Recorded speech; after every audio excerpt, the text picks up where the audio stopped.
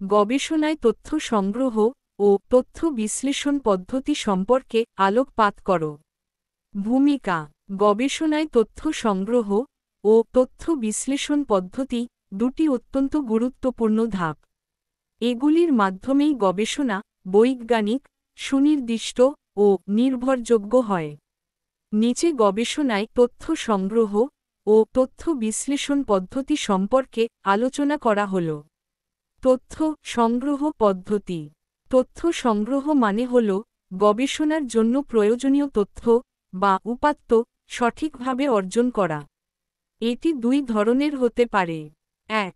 প্রাথমিক তথ্য সংগ্রহ বা প্রাইমারি ডেটা কালেকশন, যে তথ্য গবেষক সরাসরি উৎস থেকে সংগ্রহ করেন, যেমন সাক্ষাৎকার, ব্যক্তিগতভাবে প্রশ্নোত্তরের মাধ্যমে তথ্য সংগ্রহ।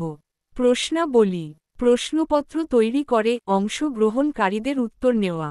পর্যবেক্ষণ: গবেষক নিজে ঘটনাস্থলে থেকে লক্ষ্য করে তথ্য সংগ্রহ করেন। পরীক্ষা: নিয়ন্ত্রিত পরিবেশে পরীক্ষা চালিয়ে ফলাফল পাওয়া। ২. গৌণ তথ্য সংগ্রহ বা সেকেন্ডারি ডেটা কালেকশন, যে তথ্য পূর্বে অন্যরা সংগ্রহ করেছে এবং বই, নিবন্ধ, নথি বা ওয়েবসাইটে পাওয়া যায়, যেমন বই, জার্নাল, গবেষণাপত্র, সরকারি রিপোর্ট, সংবাদপত্র ও অনলাইন তথ্যভাণ্ডার। তথ্য বিশ্লেষণ পদ্ধতি। গবেষণা কর্মের অন্যতম গুরুত্বপূর্ণ দিক হল বিশ্লেষণ।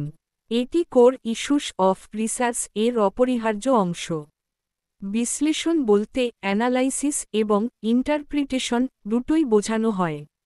বিশ্লেষণ অংশ এবং সিদ্ধান্তের মধ্যেই গবেষকের চিন্তার নির্যাসটুকু ধরা পড়ে। বিশ্লেষণ অংশ গবেষণা সন্দর্ভে না থাকলে তা কোনো মৌলিক গবেষণা বলে গণ্যই হবে না। বিশ্লেষণ অংশটি গবেষণা সন্দর্ভে কিভাবে থাকবে তা গবেষক নিজেই স্থির করেন। তবে বিশ্লেষণ দুভাবে করা যেতে পারে। ১. অধ্যায় ভিত্তিক বিশ্লেষণ। প্রত্যেকটি অধ্যায়ের শেষে সংশ্লিষ্ট অধ্যায়ের বিশ্লেষণ থাকলে তাকে অধ্যায়ভিত্তিক বিশ্লেষণ বলা যেতে পারে। ২. সামগ্রিক বিশ্লেষণ। অন্যদিকে সবকটি অধ্যায়ের শেষে সার্বিকভাবে বিশ্লেষণ করা থাকলে তাকে সামগ্রিক বিশ্লেষণ বলা যেতে পারে। উপসংহার: গবেষণায় প্রথমে তথ্য সংগ্রহ করতে হয় নির্ভরযোগ্য উৎস থেকে। এরপর সংগৃহীত তথ্যকে বিশ্লেষণ করা হয়। সঠিক তথ্য সংগ্রহ ও বিশ্লেষণ ছাড়া গবেষণার ফলাফল হবে অবিশ্বস্ত। তাই গবেষণার এই দুটি ধাপকে বলা হয় গবেষণার প্রাণ।